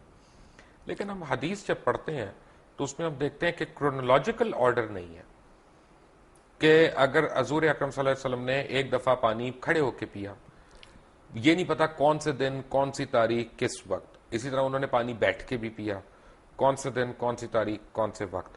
تو اس میں پرابلم یہ ہے کہ چند صحابہ جنہوں نے اس کے راوی ہیں، ادھر بھی کوئی صحابی راوی ہیں. اب میرے اور آپ کے اوپر ڈیپینڈ کرتا ہے ہم کس صحابی کی روایت کو لے رہے ہیں. جو اس کو صحابی کی روایت کے علاوہ یہ کہ صحابی سے جب روایت ہوتے تابعین، تبع تابعین تک ہوتے ہوئے محدثین تک آئی، تو کون سی چین زیادہ مضبوط ہے بس. اور اس میں کوئی فرق نہیں. میں سمجھتا ہوں اس میں وسعت پیدا ہو گئی. یہ معلوم ہوا کہ کھڑے ہو کر بھی پیا جا سکتا ہے اور بیٹھ کر بھی پیا جا سکتا ہے. عام طور پر آپ بیٹھ کر پیتے تھے، لیکن کبھی ایسا بھی ہوا کہ آپ نے کھڑے ہو کے پیا، تو گویا کہ اس کا جواز ہے. کیونکہ کمنگ بیک ٹو عذاب قبر، 1 منٹ کے لیے اگر آپ اجازت دیں تو عذاب قبر کے اوپر میں واپس آؤں. میں نے جب قرآن مجید پڑھا، انسان کو پڑھتے رہنا چاہیے لیکن ہم ذرا کمزور لوگ ہیں، کبھی کبھی پڑھتے ہیں، تو جب پڑھتا جا رہا ہوں تو میں نے یہ دیکھا کہ اس میں کسی پیغمبر نے اپنی قوم کو عذاب قبر سے نہیں ڈرایا. جس نے بھی ڈرایا قیامت کے عذاب سے ڈرایا. لیکن قرآن مجید کے اندر میں آپ کو 2 حوالے دے چکا ہوں. تو یہ کہ یضاعف لہ العذاب یوم القیامہ، قیامت کے دن عذاب دگنا کر دیا جائے گا ان کے لیے، گویا کہ پہلے بھی عذاب کی کوئی شکل تھی. اور یہ کہ آل فرعون جو ہے صبح شام آگ پر پیش کیے جاتے ہیں، دکھا دی جاتی کہ یہ ہے تمہاری آخری منزل. لیکن قیامت کے دن پھر ان کو کہا جائے گا یوم القیامت ادخلوا آل فرعون النار. ٹھیک ہے، جب ہم پیغمبر اسلام کو ہم فالو کرتے ہیں ان لیٹر اینڈ ان اسپرٹ، اصل میں قرآن مجید میں دوسرے پیغمبروں کی بہت زیادہ تفصیلی تعلیمات آئی نہیں ہے. اصل میں جو ہے معاملہ ان کا توحید، رسالت، آخرت، اس کے اوپر زور تھا. اس سے پہلے تو بلکہ حضرت ابراہیم علیہ السلام سے پہلے تو کوئی معین یعنی وہ بھی نہیں تھی جس کو ہم شریعت کہتے ہیں، بلکہ ہم کہتے ہیں کچھ چیزیں فطرت کی ہیں جو حضرت ابراہیم سے ثابت ہیں. یہ سچ ہے کہ حضرت ابراہیم کو جب اللہ تعالیٰ نے حکم دیا کہ یہاں پہ اذان دو تو وہ ہنس پڑے. انہوں نے کہا کون آئے گا یہاں پہ؟ تو پھر اللہ تعالیٰ نے کہا نہیں، یہ میرا وعدہ ہے کہ قیامت تک لوگ تمہاری اذان کا جواب دیں گے. اور میرے علم میں یہ نہیں ہے کہ حضرت ابراہیم ہنس پڑے، میرے علم میں نہیں ہے، پتہ نہیں آپ نے کہاں پڑھا ہے. میں نے اسی طرح کی جو کتابیں ہوتی ہیں موت کا منظر وغیرہ، جی اپنا ہمارے تو ملک میں یہ بہت زیادہ دستیاب ہے نا، اور آپ جیسے علماء ان کو کھل کے بدعت بھی نہیں کہہ رہے. کوئی حرج بھی نہیں ہے، کوئی اس کے اندر کفر بھی نہیں آ جاتا. میں نے صرف آپ کو بتایا کہ میں نے نہیں کیا. بدعت تو یہیں سے شروع ہوتی ہے نا سر، وہی ابتدائی عمل ہے نا بدعت کا. اس میں کوئی شریعت کا حکم تو نہیں نکل رہا ہے نا، ایک واقعہ ہے، تاریخی ہے یا نہیں ہے، اس پر گفتگو ہو سکتی. ٹھیک ہے. اچھا، جب ہم پیغمبر اللہ تعالیٰ کے پیغمبروں کو فالو کرتے ہیں یا پیغمبر اسلام کو ہم فالو کرتے ہیں تو خلیتاً کرتے ہیں کہ کیریکٹر وائز کرتے ہیں؟ دوبارہ واضح کریں اپنے سوال. یعنی ایک تو حلیہ ہوتا ہے نا کہ آپ اس طرح کی آپ کی جسامت ہے یا آپ اس طرح کے کپڑے پہنتے ہیں، لیکن ایک آپ کا پورا فطرت ہے کہ جی وہ اچھائی کرنا، نیکی کرنا، حقوق العباد کا خیال رکھنا، حقوق اللہ کو پورا کرنا. دونوں میں سے کون سی زیادہ ضروری چیز ہے؟ دونوں چیزیں اپنی جگہ پر اہم ہیں. ایک کا ہے معاملہ محبت کا، کہ حضور سے محبت کی وجہ سے ہم وضع قطع میں آپ کی پیروی کریں، آپ ہی کا رنگ اختیار کریں. جس سے بھی محبت ہوتی ہے آپ کو معلوم ہے دنیا میں ہے ہیرو ورشپ، تو اس حوالے سے یہ ہے کہ وہی وہ جنا کیپ جو ہے چل رہی ہے، یا غازی یا جواہر لال کٹ جو ہے وہ چل رہی تھی، واسکٹ وغیرہ وغیرہ. تو اس حوالے سے یا وہ ماؤ زے تونگ کا جو ہے وہ کوٹ خاص قسم کا. تو اس طریقے سے حضور کے بھی جو محبت کا تقاضا ہے تو اس میں آپ کے ان اداؤں کی بھی پیروی کی جاتی ہے. لیکن اصل شے تو وہ آپ جو شریعت لائے ہیں، جو احکام دیے ہیں، کسی شے کو حلال قرار دیا، کسی کو حرام قرار دیا ہے، کسی کو موقت کیا سنت میں، کسی کو غیر موقت کیا ہے. بعض کام ایسے بھی ہیں جو آپ نے کیے لیکن صحابہ کو روک دیا کہ مت کرو، حالانکہ وہ سنت تھی لیکن آپ نے روک دیا. صوم وصال کی ایک مثال ہے کہ آج فرض کیجیے آپ نے روزہ رکھا، شام کو افطار نہیں کیا، وہ روزہ کنٹینیو کرے ڈیورنگ دی نائٹ، اگلی صبح سے پھر وہ اگلی شام تک جا کر 2 دن کا یوم وصال، صوم وصال، 2 دن کا روزہ، کبھی 3 دن کا بھی آپ روزہ رکھ لیتے تھے. لیکن آپ نے صحابہ کو منع کیا. صحابہ نے کہا بھی کہ آپ خود رکھتے ہیں، ہمیں روکتے ہیں. آپ نے فرمایا ایکم مثلی ابھی تو عند ربی ہوا یسقین یطعمنی و یسقین، تم میں سے کون مجھ جیسا ہے، میں تو اپنے رب کے پاس رات گزارتا ہوں، وہ مجھے کھلاتا پلاتا. تو یہ چیزیں ہیں تمام، ان پر علماء نے بڑی محنتیں کی ہیں، ہمارے فقہاء نے، محدثین نے، اور ہر چیز کا ایک درجہ جو ہے معین کر دیا گیا. کیونکہ یہاں پہ عام طور پہ یہ سمجھا جاتا ہے نا کہ ہم عربی لباس پہنتے ہیں، شلوار قمیض پہنتے ہیں تو یہ دین کے قریب ہے. حالانکہ حضور تو شلوار نہیں پہنتے تھے، حضور کا تو تہبند تھا. شلوار آپ کو پیش کی گئی اور آپ نے پسند کی کہ یہ اچھا لباس ہے، زیادہ ساتر ہے. یعنی تہبند کے اندر تو آدمی رات کے وقت جو ہے ہو سکتا ہے ننگا ہو جائے، شلوار میں تو ننگا نہیں ہوتا. لیکن آپ نے پہنی نہیں، وہ آپ کی کہتے ہیں سنت عادت، جو آپ بچپن سے پہنتے آئے تھے وہی آپ پہنتے تھے. اچھا، مجھے یہ بتائیں کہ آج کل ایک جو ہے نا ڈپلیسٹی ہو رہی ہے، میں کنفیوژن کا لفظ نہیں استعمال کرنا چاہتا، ڈپلیسٹی ہو رہی ہے. ہم ایک خاص ایک طرح کا اسلام ہم اس کو پروموٹ کر رہے ہیں، کچھ لوگ اس سے ایگری کرتے ہیں، کچھ نہیں کرتے. لیکن ہو یہ رہا ہے کہ اوور آل اسلام کا ایک جو تصور پوری یعنی میں کہوں گا کہ ویسٹ کے اوپر آ رہا ہے وہ کوئی فرینڈلی تصور نہیں ہے. وہ ہم دیکھتے ہیں، ہمارے پاسپورٹ دیکھتے ہیں امیگریشن کاؤنٹرز پہ ہمیں کھڑا کر دیتے ہیں کیونکہ یہی ہم دھماکے کرنے والے بھی ہم، خود کش حملے کرنے والے بھی ہم. اب یہ تو میں مانتا ہوں کہ جو حملے کر رہے ہیں ان کے ساتھ زیادتی ہوئی ہوگی، ضرور ہوئی ہوگی، یا ان کا جہاد ہے جو بھی ہے، لیکن جو لوگ شہید ہو رہے ہیں، جن لوگوں کو مارا جا رہا ہے، وہ بھی تو معصوم ہے. کیا اس کی اجازت ہے؟ اصل میں یہ تو بڑا ایک سینسیٹیو سے کوشچن ہے میرے نزدیک. اب جو بھی اس میں شہید ہو رہے ہیں، مارے جا رہے ہیں، بہرحال وہ تو اس غلط طریقے پر کام ہو رہا ہے. لیکن وہ بات سمجھ لیجیے اصل میں کہ ہمارا جو اس وقت ویو ہے ویسٹ میں، وہ کس اعتبار سے، وہ اسلام کو ایز اے ریلیجن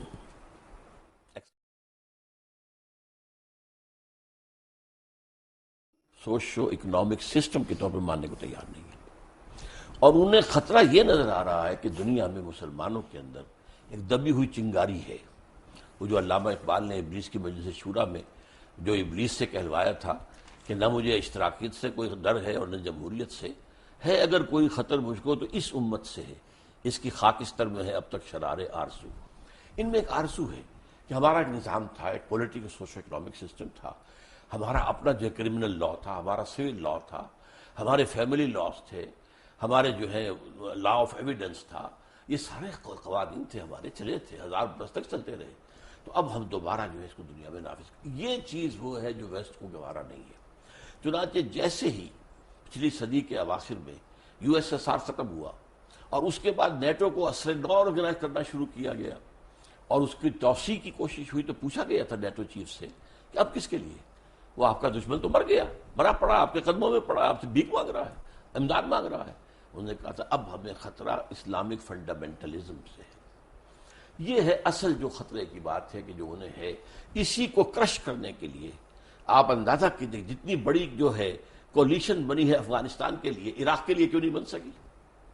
کیونکہ عراق میں کوئی اسلامی ایشو نہیں تھا، مذہبی ایشو نہیں تھا، وہاں تیل کا معاملہ تھا یا جو بھی تھا. میرے نزدیک وہ پہلا قدم تھا گریٹر اسرائیل کی طرف، اس لیے کہ جب صدام کی حکومت ختم ہوئی ہے اور اس کے مجسمے گرے ہیں تو شیرون نے کہہ دیا تھا پہلے دن عنقریب عراق پر ہمارا قبضہ ہوگا.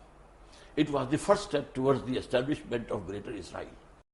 یہاں ایران، یہاں افغانستان میں تو ایسی باتیں نہیں تھی. گریٹر اسرائیل کے تو تھریٹ ہم بھی ہیں، ہم کیونکہ نیوکلیئر پاور ہیں. گریٹر اسرائیل کے تھریٹ ہم نہیں ہے، we are not included in that.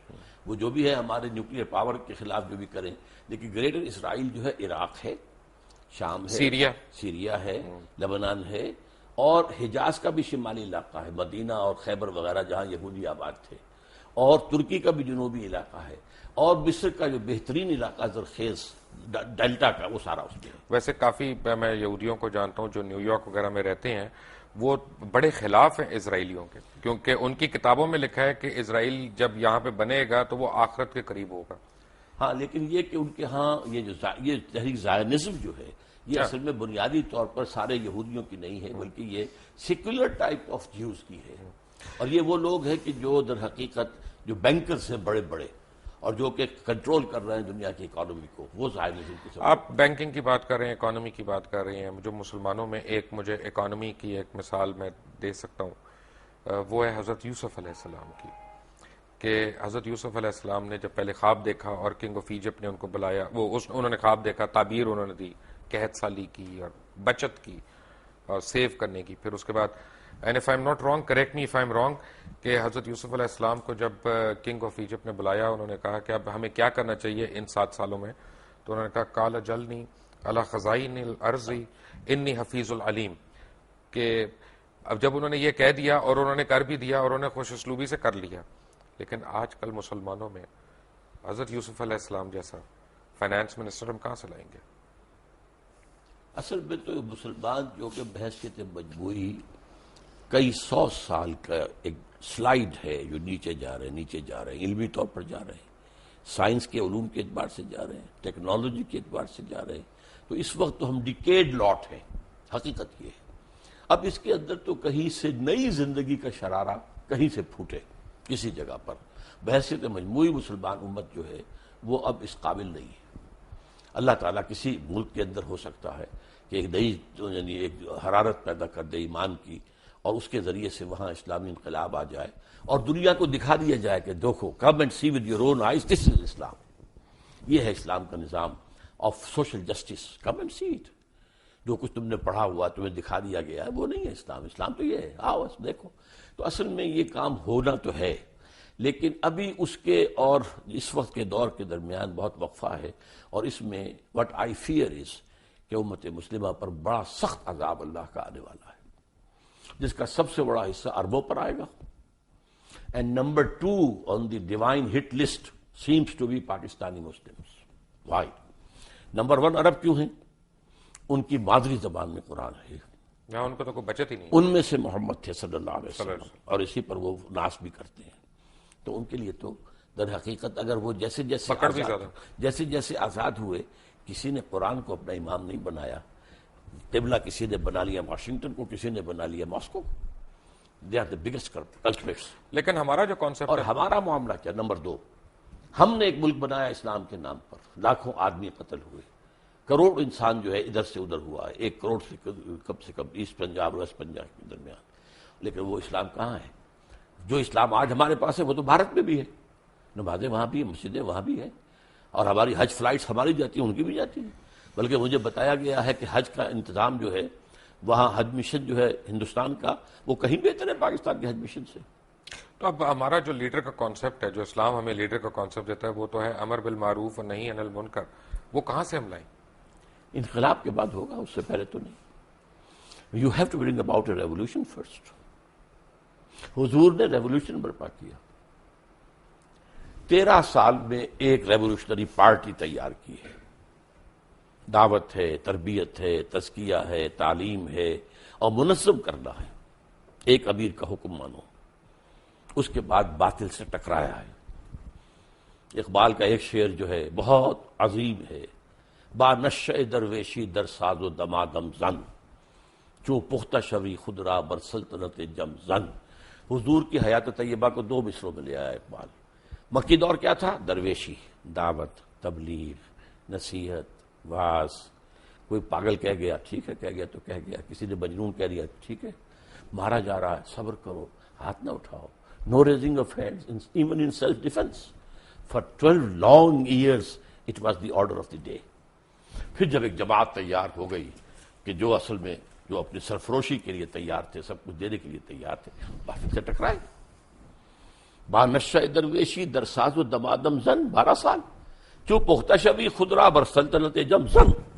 جب تیار ہو جاؤ تو اپنے آپ کو سلطنت زم سے ٹکرا دو. وہ ٹکر ہے جو پھر شروع ہوئی ہے مدنی دور میں آ کر, اور قتال شروع ہوا ہے, جنگ شروع ہوئی ہے. سینکڑوں صحابہ نے جانیں دی ہیں, حضور زخمی ہوئے ہیں, حضور کے دندان مبارک شہید ہوئے ہیں, خون کا فوارہ چھوٹا ہے, اور آپ کا خون اتنا گیا ہے کہ آپ بے ہوش ہو گئے ہیں. معلوم مشہور ہو گیا کہ آپ تو شہید ہو گئے ہیں. یہ ہے ریولیوشنری پروسیس.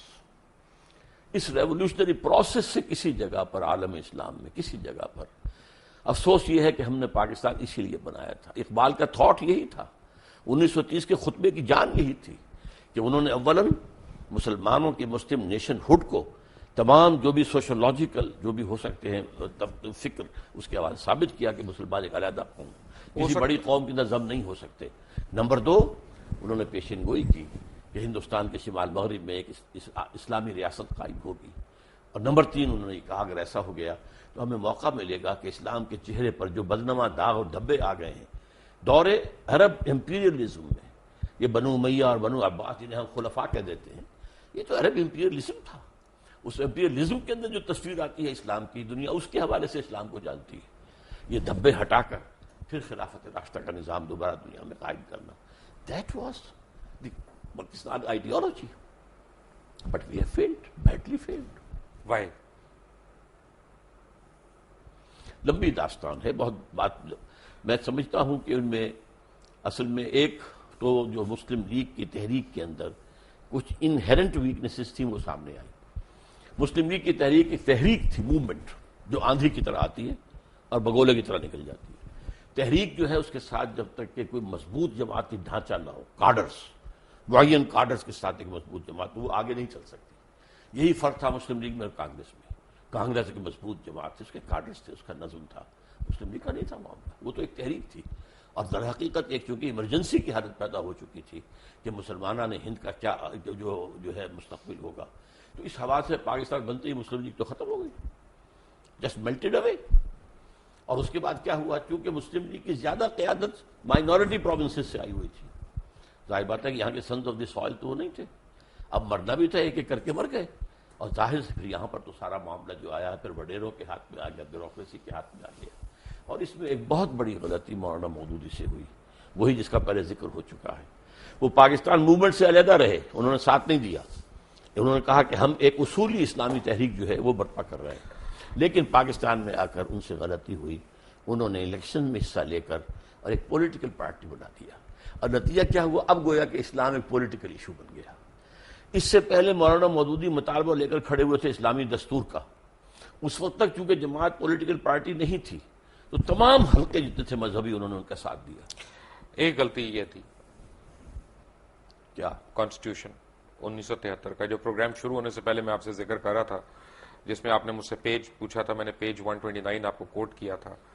جب ہم بریک سے آئیں گے تو ہم اس کے اوپر بات کریں گے کہ اسلام ممانعت کرتا ہے بڑی سختی سے فرقہ بندی کی، ہمارا آئین جو ہے فرقوں کو ریکگنائز کر رہا ہے، اور چاہے وہ انفرادی طور پہ کر رہا ہے چاہے وہ اجتماعی طور پہ کر رہا ہے۔ ڈاکٹر صاحب میں نے آپ کو کانسٹیٹیوشن دکھایا، اس میں پریمبل میں ایک چیز لکھی ہوئی ہے کہ where in the principles of democracy, freedom, equality, tolerance and social justice as enunciated by Islam shall be fully observed. اور دوسرا آگے پیج 129 پہ اسلامک پروویژنس کے اوپر لکھا ہے کہ in the application of this clause to the law of any Muslim sect, the expression Quran and Sunnah shall mean the Quran and Sunnah as interpreted by the sect. تو پہلی بات تو یعنی دو سوال، ورڈ پرسنل لا وہ اب کہاں گیا؟ Personal law of any Muslim اس کو کہیے۔ پہلا تو یہ ہے کہ ڈیموکریسی اور اسلام، جی ان کا مجھے تو تضاد لگتا ہے۔ مجھے نہیں لگتا، میں بتاتا ہوں آپ۔ بسم اللہ۔ ڈیموکریسی ایز سچ از کفر اینڈ شرک. It is based on the principle of popular sovereignty. اسلام میں sovereignty belongs to God. اللہ بالکل سروری زیبا فقط اس ذات بے ہمتا کو ہے، حکمراں ہے ایک وہی باقی بتانے آسری. اچھا، اس کا نتیجہ کیا ہے؟ اللہ کی کتاب اور اس کے رسول کی سنت، اس کی پابندی کرنی پڑے گی. اس کے اندر امرہم شورا بینہم، جہاں اللہ اور اس کے رسول کا کوئی حکم نہیں ہے وہاں بھی مشورے سے معاملہ طے کر لو. کوئی اتھارٹیرینزم، کوئی ڈکٹیٹرشپ نو، کوئی ڈائنیسٹی نو. امرہم شورا بین، دس از جمہوریت، اسلامی جمہوریت. You can say it's a controlled democracy, limited democracy. Limited by the injunctions of the Quran and the Sunnah, not by any person or any dynasty or any monarch, no whatsoever. By injunctions of the Quran and Sunnah. میں اس کی مثال دیا کرتا ہوں، بہت سادہ سی ہے، 2 minute میں ذرا لے لیجئے کہ اگر آپ کے پاس ایک گھوڑا ہے، آپ چاہتے ہیں کہ وہ بھاگے بھی نہ لیکن یہ کہ جڑ بھی نہ جائے اس کے ہاتھ پاؤں، تو آپ نے 200 گز کی رسی سے باندھ دیا ایک کھونٹے کے ساتھ.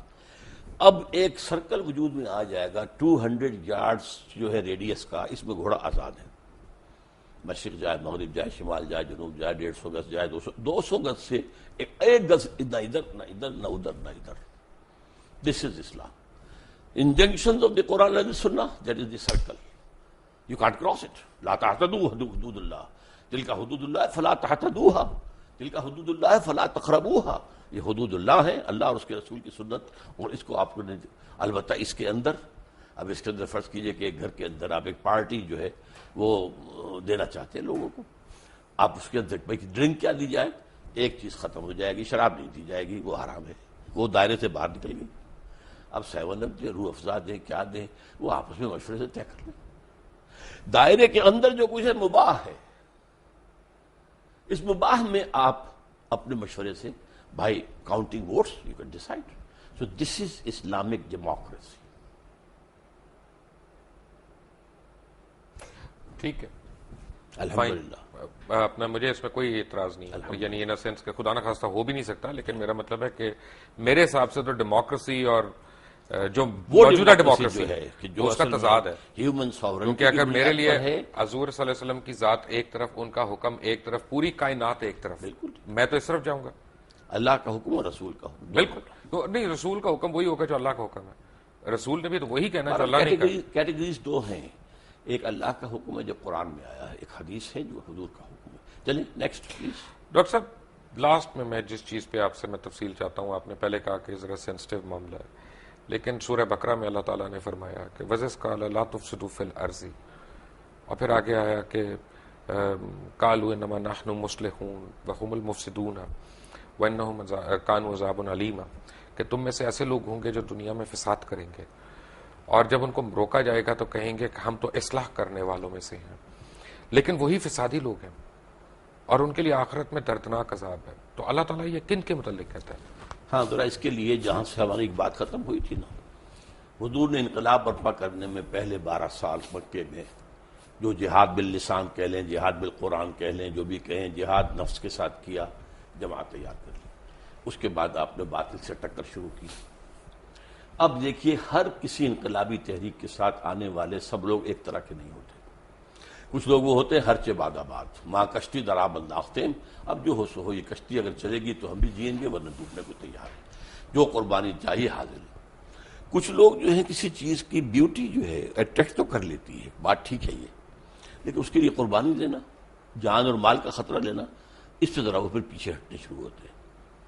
یہ طبقہ پیدا ہوا ہے مدینے کے اندر، مکے میں نہیں تھا، لیکن قرآن مجید کے پہلے 2 رکوعوں میں سے پہلے رکوع میں جو اہل ایمان مکے میں تیار ہو چکے تھے ان کا نقشہ ہے، اور جو مکے میں لوگ کفر پر اڑ چکے تھے ان کا ذکر ہے۔ پھر اب یہ تیسری کیٹیگری آئی ہے، یہ کہتے تو ہیں کہ ہم اللہ پر اور یوم آخر پر ایمان رکھتے ہیں، حقیقی ایمان ان میں نہیں ہے۔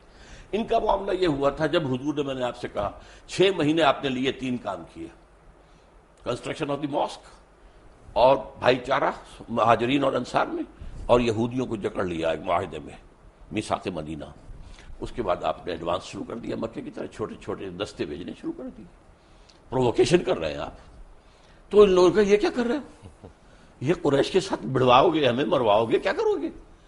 اب انہوں نے حضور کے خلاف بات شروع کی۔ اب یہاں ایک پارٹی ڈسپلن تھا، حضور اللہ کے نبی بھی تھے، رسول بھی تھے صلی اللہ علیہ وسلم، اور مسلمانوں کے امیر بھی تھے، سپہ سالار بھی تھے۔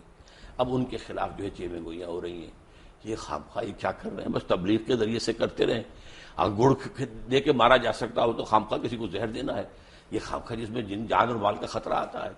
تو اس لیے انہوں نے پیچھے ہٹنے کی کوشش شروع کی۔ ان سے کہا گیا یہ کیا فساد مچا رہے ہو؟ فساد کیا ہے؟ جماعت کے اندر فساد، اس جماعت کے اندر تم جو ہے اب حلقے پیدا کر رہے ہو، اور اب یہاں پر بیٹھ کر جو ہے وہ امیر کے خلاف جو ہے وہ سازشیں کر رہے ہو، یہ فساد ہے۔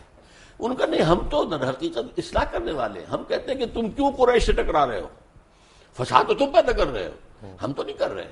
لیکن انہوں نے کہا کہ اصل میں مفسد یہی ہے، اس لیے کہ وہ تو اس بڑے فساد کو ختم کرنے کے لیے جہاد کرنا پڑے گا اب، شرک کے خاتمے کے لیے اور اللہ کی حکومت قائم کرنے کے لیے۔ اس لیے کہ اللہ تعالیٰ نے 3 مرتبہ حضور کے لیے فرمایا ہے قرآن میں، هو الذی ارسل رسولہ بالہدی ودین الحق لیظہرہ علی الدین کلہ، کسی اور نبی کے لیے یہ الفاظ نہیں آئے، بھیجا ہی اس لیے تاکہ اس دین حق کو نافذ کرے اور غالب کرے، لہذا آپ کو تو یہ کام کرنا ہی کرنا تھا۔ تو اس وجہ سے انہوں نے جب کہا گیا، ان سے کہا گیا آمنوا کما آمن الناس، مت دیکھو دوسرے لوگوں کو، دیکھو وہ ایمان لائے، یہ دیکھو ابو بکر ہیں، عمر ہیں، فلاں ہیں، طلحہ ہیں، زبیر ہیں، علی ہیں، حمزہ ہیں، ہاں تم بھی ایسے ایمان۔ ان کا یہ تو بیوقوف لوگ ہیں، انہیں اپنے مفاد کی فکر ہی نہیں ہے، نہ یہ دائیں دیکھتے نہ بائیں دیکھتے، جسے ہم کہیں گے فینیٹکس، یہ تو فینیٹکس ہیں، پاگل ہیں، انہیں اپنے مفادات کی اور اپنی مصلحتوں کا فکر، ہم تو ایسے بیوقوف نہیں ہیں۔ یہ ہے سارا پس منظر اس کا، کہ یہ منافقین تھے، اور منافقین میں بھی ایک خاص بات نوٹ کریں گے کہ وہاں ایمفیسس کیا ہے، وَمِنَ النَّاسِ مَن يَقُولُ آمَنَّا بِاللَّهِ وَالْيَوْمِ الْآخِرِ، رسول کا ذکر نہیں ہے۔ اصل مسئلہ کیا تھا، رسول کی اطاعت ان پر بڑی شاخ تھی، اور بلکہ وہ یہ بھی کہتے تھے کہ ابھی قرآن میں تو حکم آئی نہیں، اور انہوں نے پہلے شروع کر دی چھیڑ چھاڑ۔ پھر سورہ محمد نازل ہوئی ہے، اور اس میں یہ ہے کہ پورا قتال کا حکم آ گیا ہے، اب وہ لاجواب ہو گئے۔ لیکن یہ ہے کہ وہ بہرحال اپنے جس کو آپ کہتے ہیں ڈریگنگ دی فیٹ، کہ وہ اب اس معاملے میں آگے نکلنے کو آنے کو تیار نہیں تھے، پیچھے ہٹنے شروع ہو گئے۔ یہ وہ طبقہ تھا۔ جب تک کہ آپ حضور کی سیرت کو ایک ڈائنامک اور انقلابی انداز میں نہیں سمجھیں گے، آپ کو سمجھ میں نہیں آئے گا۔ ایک چلتے چلتے میں ایک آپ کو میں سوال پوچھوں گا، حالانکہ میں نے کہا تھا لاسٹ کویسچن، کہ آپ یہ نہیں سمجھتے کہ ہم مسلمانوں کا ایک المیہ یہ ہے کہ ہمیں اپنے دین کا ہی نہیں پتہ، نہ ہم پتہ کرتے ہیں، بس سینہ بسینہ جو کہاوتیں ہماری چلی آ رہی ہوتی ہیں ان پہ ہمارا پورا ایمان بیسڈ ہے، خود ہم تحقیق نہیں کرتے، خود قرآن مجید کو پڑھتے نہیں، تفاسیر کو نہیں کھولتے، اور یہ کمی ہے بڑی ہم سے سیریس۔ آپ کی اس بات سے 100% اتفاق ہے، میں نے اپنی زندگی کے 50 برس اسی کام میں لگائے کہ قرآن پڑھوں اور پڑھاؤں، سیکھوں اور سکھاؤں، سمجھوں اور سمجھاؤں. خاص طور پر ایجوکیٹڈ لوگ، ڈاکٹرز ہیں، MBBS ہیں، PhDs ہیں، انجینئرس ہیں، جو شعور رکھتے ہیں. کم سے کم 100 ایسے نوجوان تیار کر چکا ہوں، ہائیلی کوالیفائڈ، جو میری ہی طرح درس قرآن اب دے رہے ہیں، اور میں نے اپنی زندگی اس کام میں لگائی. لیکن پھر یہ کہ میں نے اس کے بعد اب صرف ایک علمی بات نہیں ہے، یہ ایک اکیڈمک چیز نہیں ہے، بلکہ قرآن کی دعوت اور اس دین کو قائم کرنے کے لیے جماعت قائم کی ہے تنظیم اسلامی کے نام سے، بیعت کی بنیاد پر قائم کی ہے، جو آج کی دنیا میں بہت ہی لوگوں کے لیے حیرت انگیز بات ہے.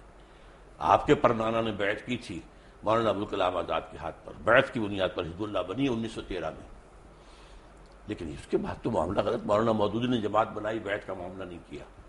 ہم نے بنائی ہے بیعت کی بنیاد پر ہے، اور بیعت بھی ایک حدیث صحیح، بایعنا رسول اللہ صلی اللہ علیہ وسلم علی السمع والطاعۃ فی العسر والیسر والمنشط والمکرہ وعلی اثرۃ علینا وعلی الا ننازع الامر اہلہ وعلی ان نقول بالحق عندما كنا لا نخاف فی اللہ لومۃ لائم.